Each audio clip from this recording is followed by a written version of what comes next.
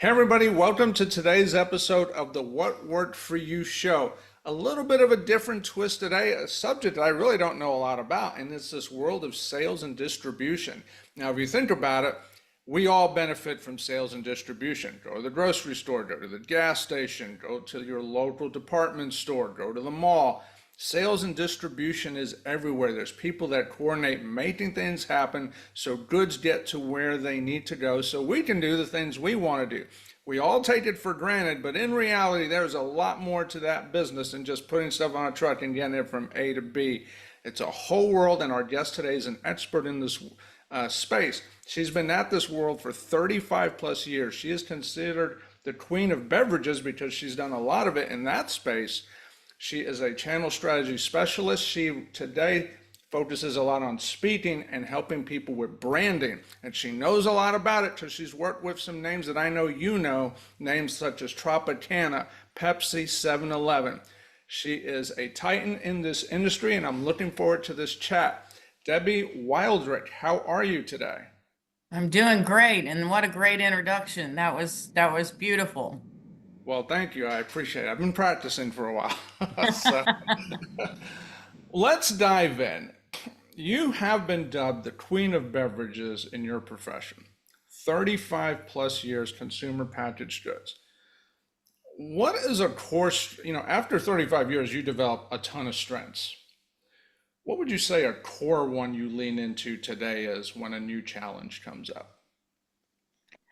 A core one today, and it's probably one of the most important ones, is understanding whether or not I have a viable business model to begin with. And that is not only just the financials involved around your product and what you're going after, but it's more about understanding whether or not I've got a product that can go on retailer shelves and that can move off those shelves into consumer mouths over and over again. And that's about product opportunity or market opportunity and consumer need. And the entrepreneur, in many instances, I just had a client call the other day. We come up with a product idea, and this, regardless of the industry, we come up with a product idea that we realize or believe that there's a consumer need and an opportunity because we can't find it out there, or at least we believe we can't find it. So that's at the core of where my strength lies. So let me ask you a question on that because that's such an important thing, right? Like, is there a market for whatever the item's going to be, or service, or investment?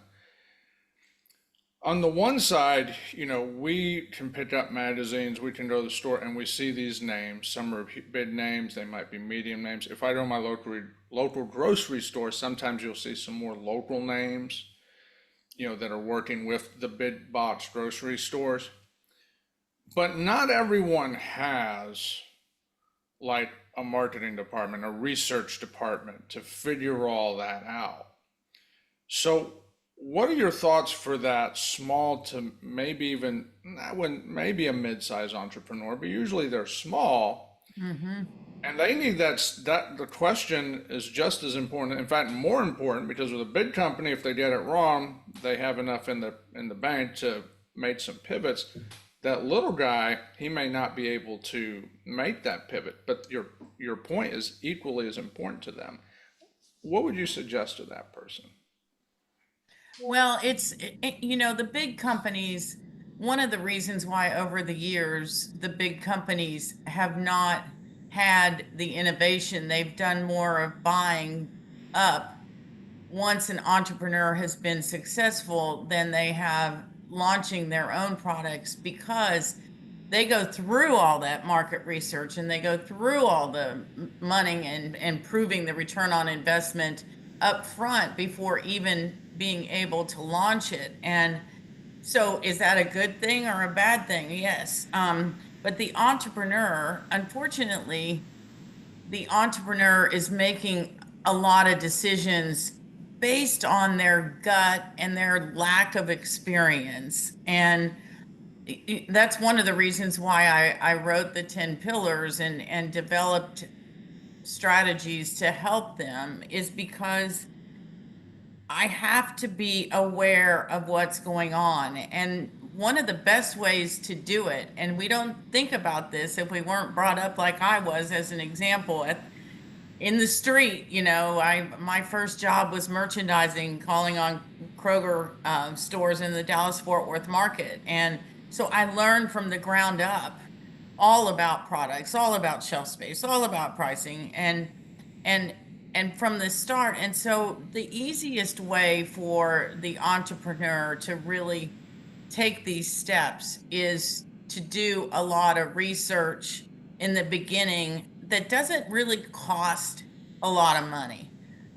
There's, certainly with AI today, there's all kinds of research that you can gain, but understanding what I mean by market opportunity and consumer need is really going, okay, I come up with this idea, and it happens all the time. An entrepreneur comes up with an idea that they think is not, that they can't find out there, but they really need to do the research. And so that means actively going to the grocery store, going to where products like the ones that they have been looking for and thinking about launching are actually existing, and the different channels. So it's grocery, it's convenience, it's food service, it's restaurants, it's drugstores, and really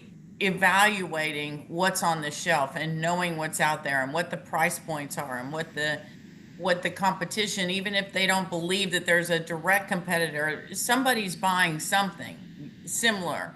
And so my advice is that, yes, you're going to have to pivot, and the other part of that advice is pillar number 10, which is financial advice. And so making sure also that you're also gaining money, raising money, and not taking it all from your life savings and making those mistakes up front. So it's really a learning process that you can do pretty inexpensively as a startup, to really understand that you've got that opportunity, that gives you the best chance of really being successful. Love it. Love it. No, and that's important, right? Because it's every entrepreneur we got to know. And like, I'm a real estate person.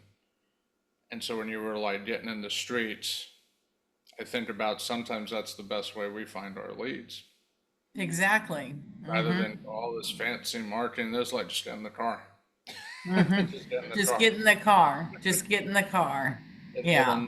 it'll never get old. And I love it because from one industry to a totally different one, that's business, right? Hmm.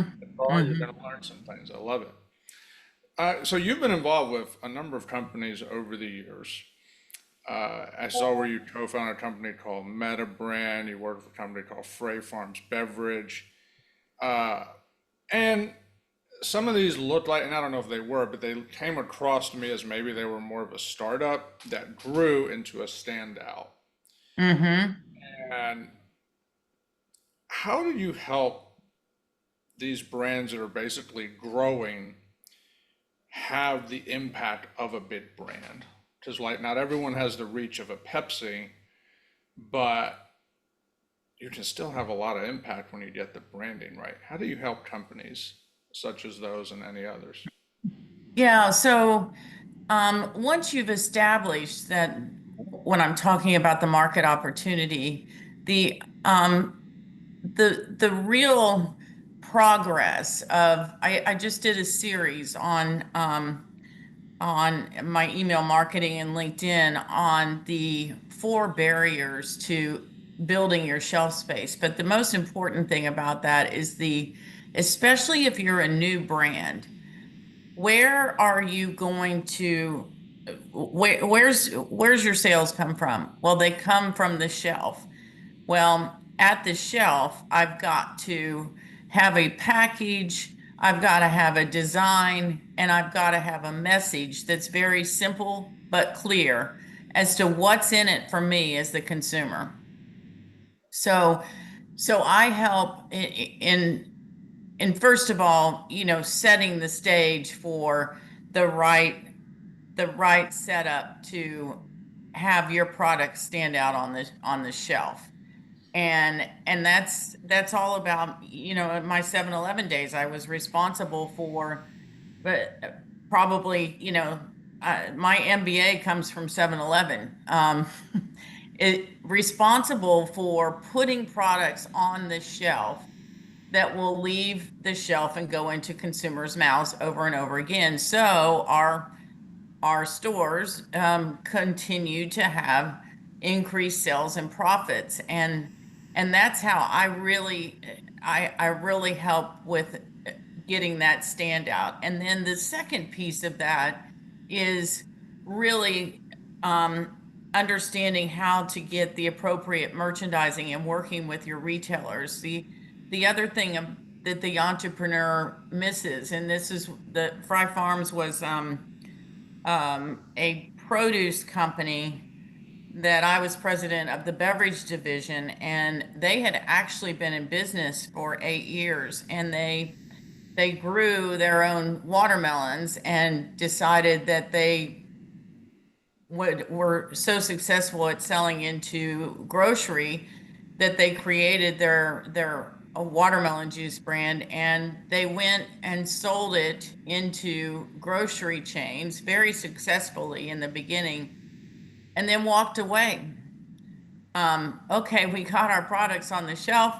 The grocery chains authorized it because it's one of the freshest products. It's the greatest product, but there's so much more. It's the beginning of getting it on the shelf, which is a must, obviously, but how do I keep it on the shelf and how do I drive it out the front door and into the consumer's mouths? And so that's how I really help. And when I stepped in there, they had done a fairly good job, but they had lost a lot of distribution over the years because of how they built it. And so it's all about, working with your retailers as partners, understanding how to manage categories, how to understand your sales data, how to promote, how to message to the consumer through promotion as well as right on the package. And those are how I work to get those to move the brands forward in the longer term. So, and if I understood you correctly, at the end, you were talking about even the packaging of the product, each little detail matters. And I was Hmm. thinking, as you were sharing that, I was thinking about like when I go to a grocery store, for example, I will see, and I'll just pick an item that comes to mind. It's like a granola. I like granola. And there's like one that I've seen that's shown up more and more on the shelf. And then other ones that I tried that were pretty good, and you see less and less. And so Hmm. I've actually seen that experiment, and there's numerous examples, of course, but if we go to the grocery store looking for specific things, we'll see that. This product is, they're both relatively recent. One seems to gain traction, the other one seems to go away. But yet they were both good. It Hmm. wasn't like one was better than the other, they were both good. How much does the quality of the product, I mean, obviously it can't be bad, but how Hmm. much of the equation is the quality of product at the end of the day to get that success on the store shelves? Well, more and more, because when I say in the consumer's mouths over and over again, you can't get it in the consumer's mouths. You may be really successful. A brand that I went to work for right after 7-Eleven, FRS Healthy Energy, we were successful the first time around, but not the second and third time around for a couple of reasons. But The first step is absolutely if it and we say it in the business. First of all, we say taste is king. Taste is king.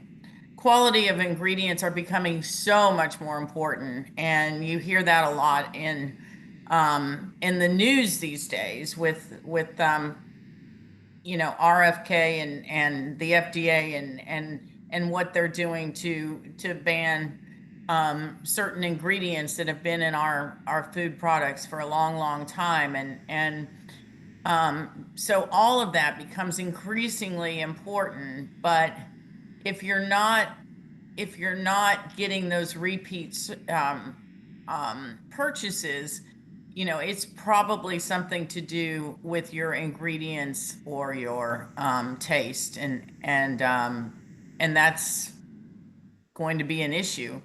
Um, there's other factors. There's other factors. The example of FRS, and today the other thing that's really, really big in product differentiation is functionality and whether or not your product will perform. And in using nutritional panels, we may put a really sophisticated ingredient in our product, but we really can't talk about what kind of benefits. Even with clinical studies, we can't really talk about benefits. We can say supports and things like that.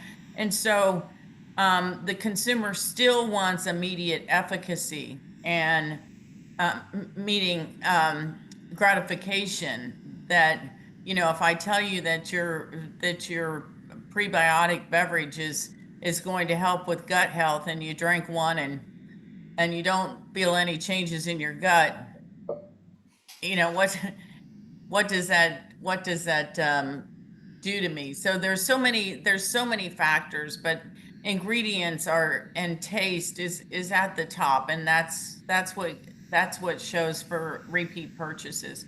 And then the other factors of promotion, the right vehicles to promote, maybe the brand that you're talking about that you end up not seeing any longer has also not worked with the retailer community well to actually keep that consumer coming. You may get a good portion of consumers to start, but you're not getting repeat or incremental consumers, and then there goes your brand for that reason, and not a reason at all about ingredients or taste, but the fact that you just haven't been able to showcase it continually. Yeah, so that relationship and the interaction between the vendor and the retailer, Absolutely. very important. You mentioned ingredients a few times, and since you brought it up, I am curious. We have been hearing about, hey, take this ingredient out, take that ingredient out, which is supposed to help the population be healthier and so forth. And it seems, I mean, I know I eat a much more natural diet a lot more, and my body clearly tells the difference. The body knows. The body knows.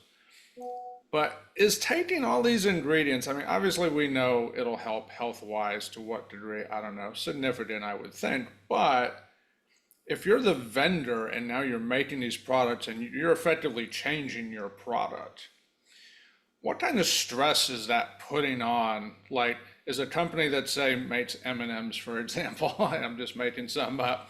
Wait, we use this dye to make them red, yellow, green, but oh wait, now we can't use that, but I still need red, yellow, green. How much of an impact does this ingredient thing really on the vendors?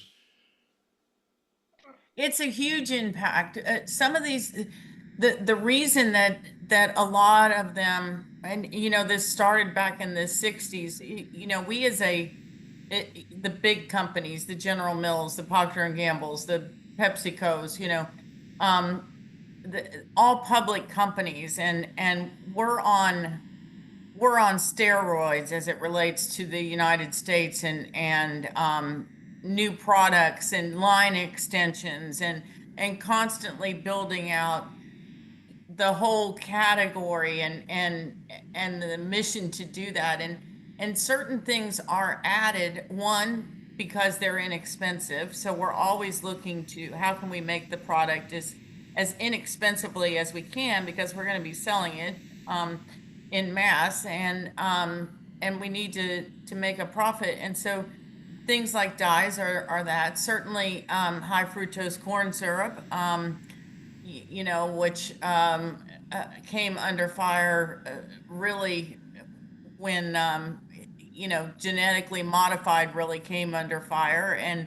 But we used high fructose corn syrup because it made the product taste sweeter, and the consumer was all about sugar and sweetness. And so they found all these ingredients, and it puts a huge strain on them, because now they've got to replace those ingredients with more expensive ingredients, and they've got to change their whole profile. It may change a lot about the taste. It may change a lot about the color. It may change, it may change the price point. It's huge strains. But it's I mean, I'm a huge fan of it too. Being in this industry, we have to feed our communities a lot better than we've been feeding them. So it'll be interesting then to see how that plays out. So Mm-hmm. now we have RFK doing his thing, and if it gets really good traction for the next however many years, I mean, the landscape of food could change significantly. So it'll be interesting to see how all that plays out. It will be, because you still have the big brands still control, the shelf and the industry. And we talk about natural foods, and we talk about, and I've been really focused on natural foods for several years of my career. Metabrand, we formulated mostly beverages, but we formulated a lot of food too, and we only used natural ingredients. We only used natural sweeteners. We only used natural colors, and and that takes your cost of goods up. And then you add organic. You decide that you want your product to be organic, and 95% of all of your ingredients have to be organic in order to get certified that way. And that another increase in your cost of goods. So I'm glad you brought that up, because I'd love to ask you about that, a whole idea of natural versus organic. What's really the difference? What's the impact? Because you get in some health circles, and it's almost like people are battling out on words and that sort of thing. But you're in the industry, you've seen it, and not just the food, but the cost, the process, like what's Hmm. really going on that defines A versus B. Can you expand on that? Yeah, a little bit. I'll give you an example. I had a client back at Metabrand who came to me and said, I want to launch a brand of beverages that has ingredients from all around the world. It was a tea company, and I want to have all my ingredients organic. I want to have everything in there. It comes from a natural source, and that has created a lot of controversy in the industry. The whole question around natural versus organic that you asked, because for a long time we would slap natural on a product, and the consumers really started asking what's really natural. Um, but it so he came to me and he said, I want all this, and I want it in a glass bottle, and I want this design agency to do my labels, and I want them to look like this, and I want to sell it for $1.99." And I said, "That's impossible." Sure enough, today he's a very successful brand. He's done really well in the natural products channel, especially. But it was a long time coming, and we, having worked with natural products and organic products, and I always said, especially with beverages in a glass jar or even a can, or however they're marketed on the shelf, does adding organic feature um, translate to the consumer um, demand for the product? Will the consumer, does it create a buying difference to the consumer? And my statement is no, because once you process anything, um, is it really does it really make a difference? Yeah, if I'm buying an apple that's organic and I'm eating the skin, absolutely, But if I'm buying something in a in a jar that has been processed naturally, does it make a difference from my buying decision? Because it certainly makes a difference from my cost to the consumer. So yeah, I don't know Very, if I address that well, but yeah. well, you have that confusion as it's like we see organic as like as the best food we can get, whatever it might be. Hmm. And you have your regular version of it, but then you have this natural that's sort of sitting in between. Is like, is that more organic? Is it just a fancy version of the base model, so to speak? So I just think there's some confusion out there. Yes. So it's just it's been an interesting subject. Well, it is strictly regulated. I have so many friends who don't know the industry who will say things, even my husband, who's a fanatical label reader, and he won't buy any bread unless it has less than four ingredients in it, which is usually European.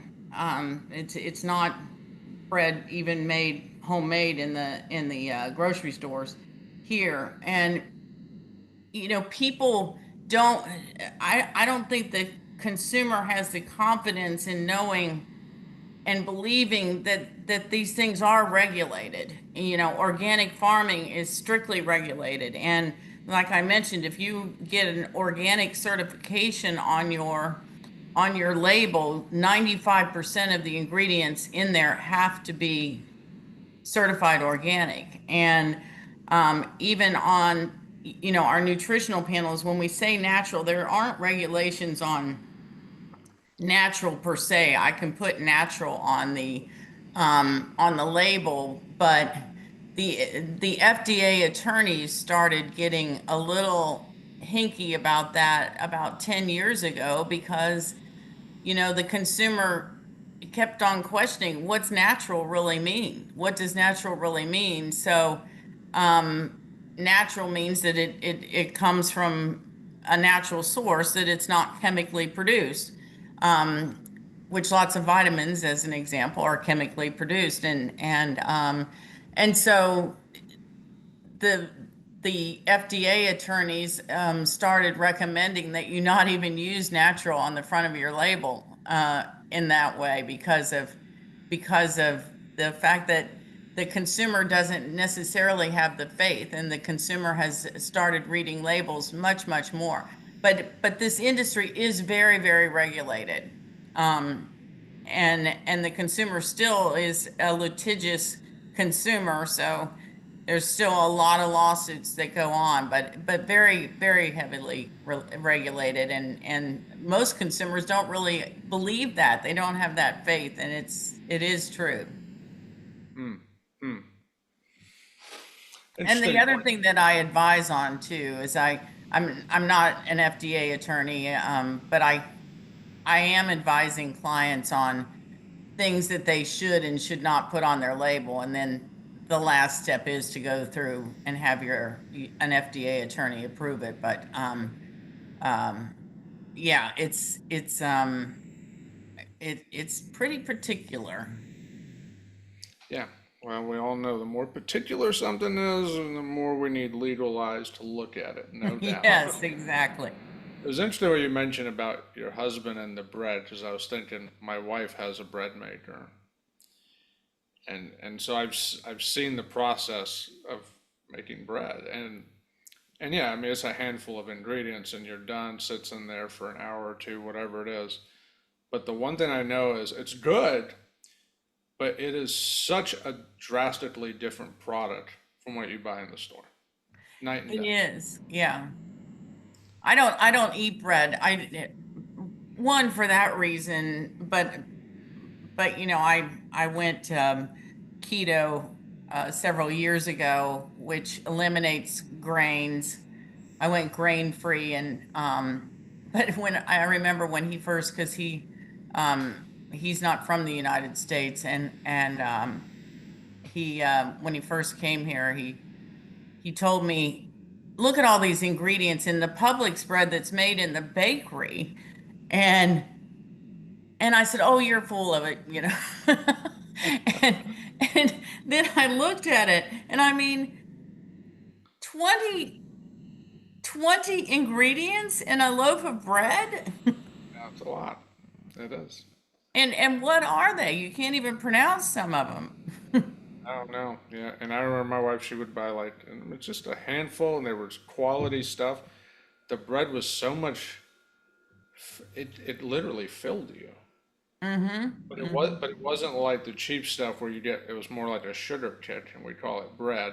Yeah. This other thing, it was like eating a healthy slice of bread was like almost like a meal. It was like Mm-hmm. it's totally different. But anyway, I digress. Which, let's go back in time. You've been in this industry 35 plus years. How did you get started in this world? Well, ironically, it was by accident. I actually was engaged to yeah, I grew up in Indianapolis, and I was engaged to a gentleman who ended up being my first husband at a young age, and his parents both worked for a grocery chain that is pretty much defunct today, called A&P, and we had 300 stores. And so I was actually going to college to be an administrator, um, and or a glorified secretary, whatever we want to call it. Um, that's where what I was doing, and so my mother-in-law got me a job at A&P in the offices, and then I went to work for a food broker, and we and I worked, you know, doing all the things early on that you do to get your products on the shelf and into distribution, the paperwork and all the systems and so forth. And so we moved to Texas, and I got a job over the phone with the Clorox company, and I had some mentors that really encouraged me to get into sales. And so that's how I started my first job at retail with the Kroger, calling on the Kroger stores in the Dallas Fort Worth market, with representing brands all across the store, because we were a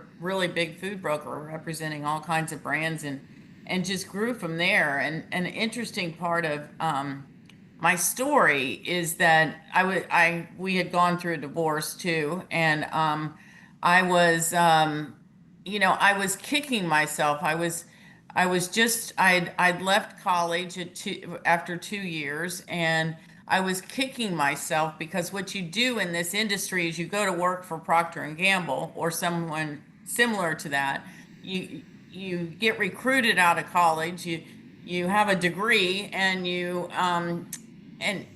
and you do all the things from the start and the beginning. And I was kicking myself because I was behind as far as my age was concerned and where I was at. And because I set some amazing goals, and I looked around the building, at the food broker that I was at, I looked around the building, and I said, what's it going to take to get in the front office? And they all had college degrees, and they all had what I called manufacturer experience, and And so I went back to school at night and got my bachelor's degree. And I told a lady who was working for a company called the Stroh Brewery Company, Sundance Juice Sparklers, and we represented that brand. And I told her at a Moody Blues concert that I was trying to, get my manufacturer experience. And lo and behold, about 3 months later, her region manager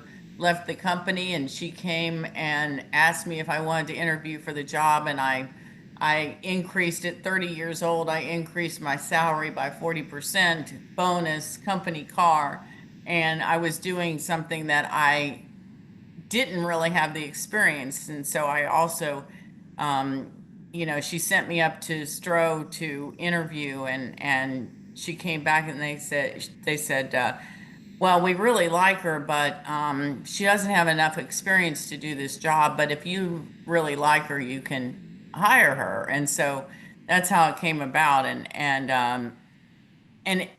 from there, I just fell in love. I mean, I continued to grow. I went to work for Tropicana, and we built that brand to $100 million brand. But and every job I was in was entrepreneurial in some way, even if it was with a big company. Even 7-Eleven was very entrepreneurial. So I continued to fall in love. And I was talking the other day to a friend of mine about a client, a potential client who called me up, and of course they have an idea, and I'm like, I'm not really sure about that idea, but this is what I would do. And she said, well, that sounds like a tough day. And I said, oh no, I love it. I love it. I love it. So, interesting perspective. It's just another reminder of what one person does. Oh my gosh, I looked so hard, and the next person's like, "It's the best thing ever." What are you talking about? So, it just seeing, understanding there's multiple lenses out there, so important. And you got to have multiple lenses. As I was looking through, you'd worked with a number of companies, and you had titles like you were in marketing, you were the manager, the director, the vice president, the president, and then you became a business owner. Well, before you became your own business owner, which I saw was over a decade ago, my question to you is, what was one of the biggest setbacks you dealt with when you were still working in some capacity for one of these other companies? Ah, the biggest setback. And I thought about this actually before we were talking. There were setbacks along the way. And one of my bigger setbacks, I was always striving to get to the next level. And with Tropicana, I had been promoted twice, and I had interviewed 3 times for director, and I didn't I didn't get the third interview. I didn't get the job, which I thought I was a shoe-in for. And so I had a friend call me and ask if I wanted to leave and go to work for a .com, which I didn't even know what a .com was. And it was still in the food industry, but it was selling a software system to food service distributors who sold to restaurants, and big startup. And I started that job on April 1st, 2000, which was one of the big falls of the stock market. And so we were going to raise 18 million, and we raised about 2 million. And I did that for a year, and I was convinced I could sell software. So I went to work for one of the largest, um, I landed this job and went to work for one of the largest logistical software, the world's largest. And so it ended up being a setback because I was over my head. It led to the job at 7-Eleven, which I didn't know was going to be certainly one of the best jobs in my career. But that that was a big that was certainly a big setback in my career and my movement. But I can tell you, I learned more about selling and and certainly being able to find the right job than I've ever learned since then. So it's with setbacks come rewards too. Absolutely. And so I want to piggyback off of that. Entrepreneurs are notorious, and I've experienced it myself, so I get it, where you get yourself in a situation where you're like, this is over my head. Or worse, you're over your head and you don't even realize you're over your head. These are Hmm. both of which are common scenarios I've since learned in the last several years speaking with entrepreneurs. What's your advice to someone that finds himself in that over their head situation? To hire somebody to help them. Certainly, it, I had a situation like that with two women who started a beverage company, and one of them was operations and one of them was funding, and um, they kept just kept trying to do everything on their own, and it was hard for them. They had me consulting and coaching, but not spending. I we had an agreement where they would do all the work, and my advice to the entrepreneur is to recognize when you need support, you need team, and you need knowledge and expertise.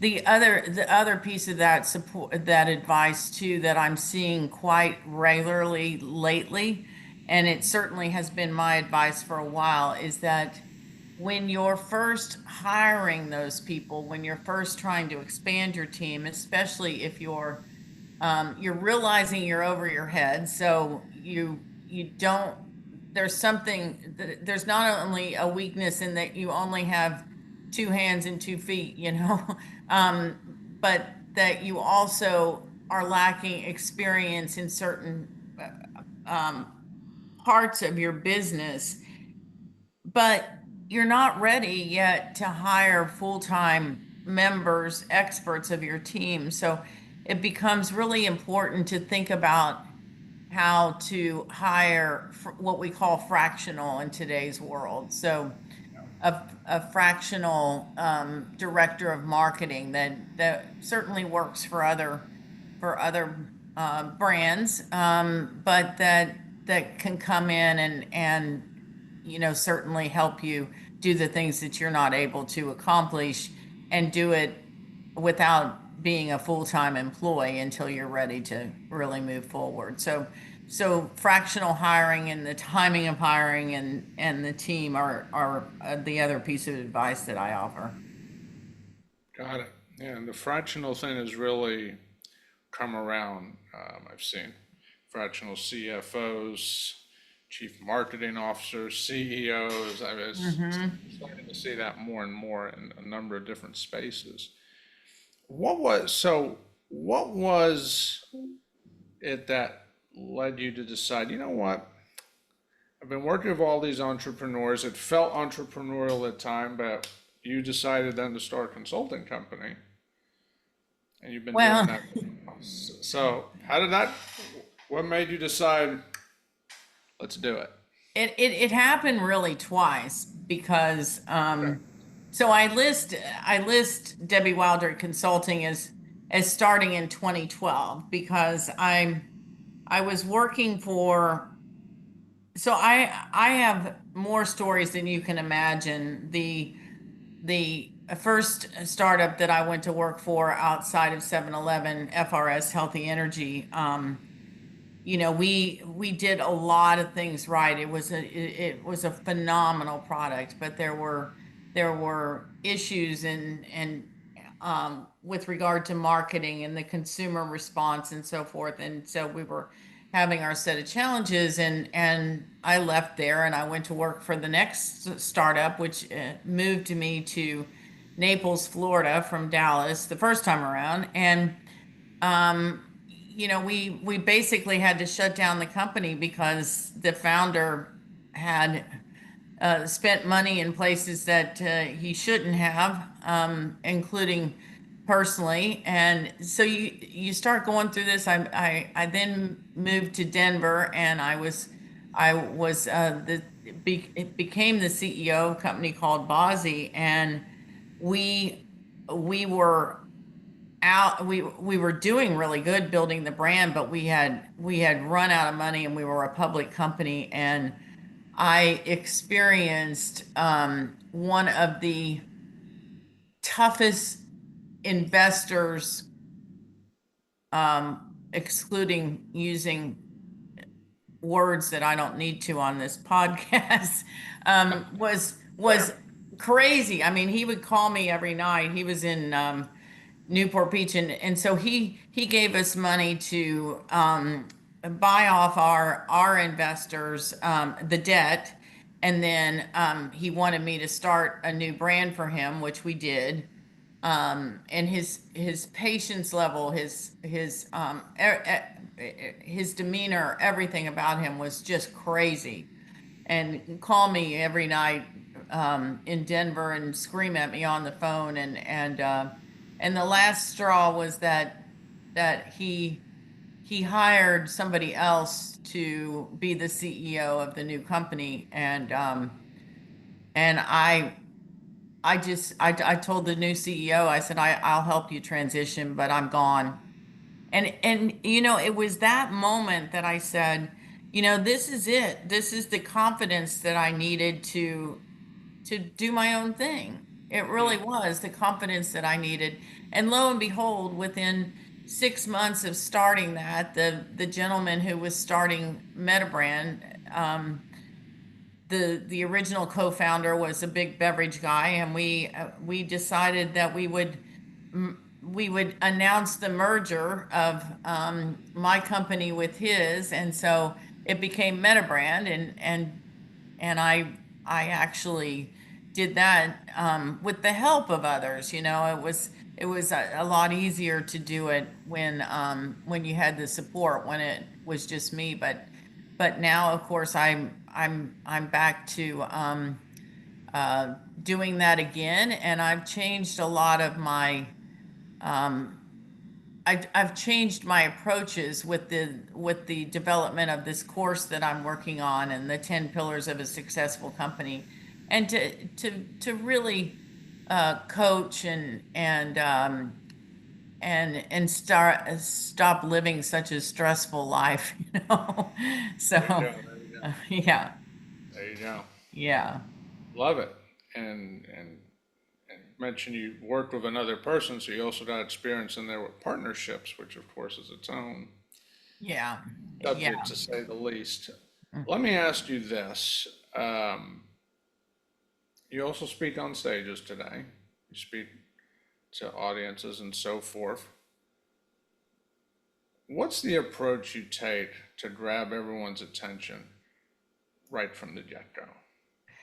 Well, the name, the it may be different each time, but one of the approaches is eight out of 10 brands will fail in the first year. So how do I mitigate risk? The other one is the title of my book, which is not really honed well, but it's really, if you're not ticking on all 10 spokes of the wheel, then the wheel won't move forward. And so I take the approach a little bit more of mitigating risk, and that becomes my hook. And that's what I use. And my book is really storytelling, and I've got so many stories about this industry, and each chapter has a story or two that is about what goes wrong if you don't follow this approach. Gotcha. And I don't think I saw the book when I was preparing for it. What was the name of the book? Um, it's not published yet. That's why you didn't Okay, see it's it. not But published. All right, yeah, all right. I was thinking, did I miss something? Okay, all yeah, right, good. yeah. Safe But it's against the the same. It's the 10 pillars of a successful company, but it's in a book format, and the title will be something like, if you don't have all 10 spokes, your wheel won't move forward. Something. I haven't really gotten the cleverness out of the title yet, but Well, you've mentioned these pillars a few times now, and if you just tell us, just breeze through them real quick, so that as entrepreneurs, okay, 10 things, chat, got it, because we got to sure, get them all. sure. Yeah, go ahead. So the first one, which if you go to free.debbiewildrick.com, is you can get a free download of an overview of number one, which is market opportunity and consumer need. And so that's the first step, which I talked about early on. Second is product differentiation. Third is uh, formulation, production, and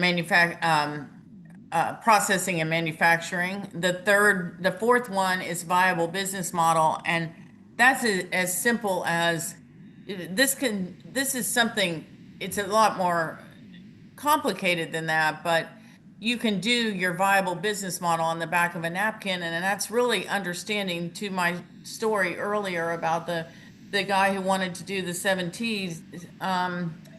And I, if you look at your cost of goods, and you go backwards from your price point that you can command with the consumer, and have you got all the margins in there for each level of the supply chain, and your cost of goods and the margins that you need for the company to be successful financially. So that's number four. Number five is marketing and branding and marketing. Six is I'm not looking at them, so watch me miss one. But No, it's all good. six is team. Infrastructure is seven. Eight is I think you're getting my point here, but I'm missing one. Oh, trade spending and promotional activity, and then the last one is well, infrastructure is in there with regard to the systems that you need to run your company. And then the last one is financial. And while the early ones are really important in order, but really all 10 of these are important, and to be doing them well. And sales and distribution is at the core of it, but you can't get to sales and distribution until you've done a lot of the other things. And certainly 8 out of 10 fail in the first year, and those two that make it one out of those two may fail in the second year because they ran out of funding. So um, one of the biggest causes for actually failure is running out of funding. Yeah, yeah, no, for sure, for sure. So, and is the book coming out soon, or just as you I said, hope so. I hope we can put both the the course is a 10 module course based on the 10 pillars, which I have that outlined on the website. And I'm hoping to launch the first module in August. And I'm hoping to have the book launch in August or September. okay. I will make sure so that we can get that link to put it in the show notes. So that'd be great. Yeah. Let me ask you a couple more things. Every entrepreneur faces self-doubt at some point. You had some setbacks as you were going through the job roles and you became the entrepreneur. What's a humbling moment that reminded you that this thing we call doubt never really goes away, and we got to stay humble and still keep growing to keep getting past it? I'm going through that a lot right now. Um, I um it's really you go through. I had to. my husband's been extremely supportive because I did not when I changed my approach and really became committed to building this course and this module and wanting to change the way that I work and so forth, still have to bring in you still have to bring in money, and that's the hardest thing for me anyway about being an entrepreneur, and always has been in the stages where I was dependent on the next contract. And having enough contracts to bring in the money that I need to support myself. And so that's the first doubt that I have always lived at, and I have ways of overcoming that through manifestation and goal setting and affirmations and all kinds of things, and just keeping your mind right. But the biggest challenge that I had was really touting who I am. And that's when I refer to my husband for really helping me. The Queen of Beverages really came from our discussions when I was writing the work, when I was doing the work to have the team do my website. He helped me with words, the Titan of industry.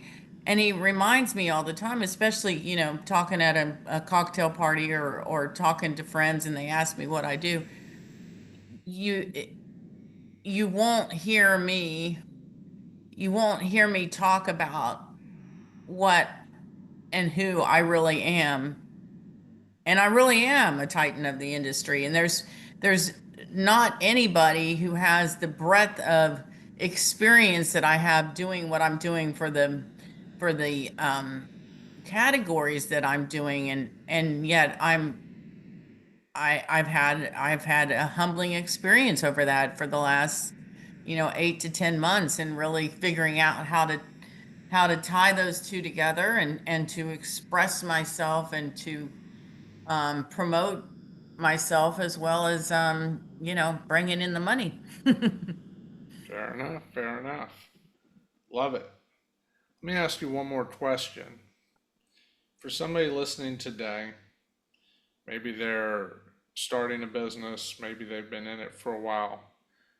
What's the most empowering piece of advice you could give any entrepreneur today that's applicable in 2025?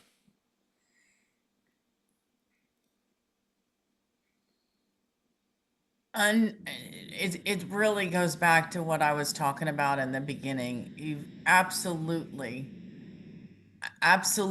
understand every maybe this analogy will work better to think about it. Lots of people over the years have said you'll never have children if you wait until you can afford them, right?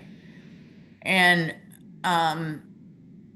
on one aspect, you'll never get into the business if you wait until you're ready to get into it. But the empowering advice is to really know what you're getting yourself into, and to be willing in the beginning. There's tons of good books by some of the famous entrepreneurs. To be willing in the beginning to just work as hard and disciplined as you possibly can. Love it. Gotta have the effort. Mm-hmm. Love it. Mm-hmm. Love it. Love it. It's so simple, but it's so timeless. Love it. Well, Debbie, I want to thank you for sharing today. This has been some a very interesting conversation, insightful, and just give me some fresh perspectives of our audience, some fresh perspective on things. Like I said at the beginning, that a lot of the work you do is in spaces that we take it for granted. We just show up at the store and think, oh, it's all perfect. But so much and so much more I know there is to it, goes into it. So I want to thank you for sharing. And for those of you that are listening today, you'll have links on how you can connect with Debbie below. We'll have a link to the course she's talking about, and when the book comes live, we'll make sure we put that on there as well. So be sure to check that out. I know I'm looking forward to taking a look at it myself. So, Debbie, I want to thank you again for coming on the show today. I appreciate it. Can you leave us with a final word? Go get them. Simple. Enough Follow your talk. dreams, follow your passion.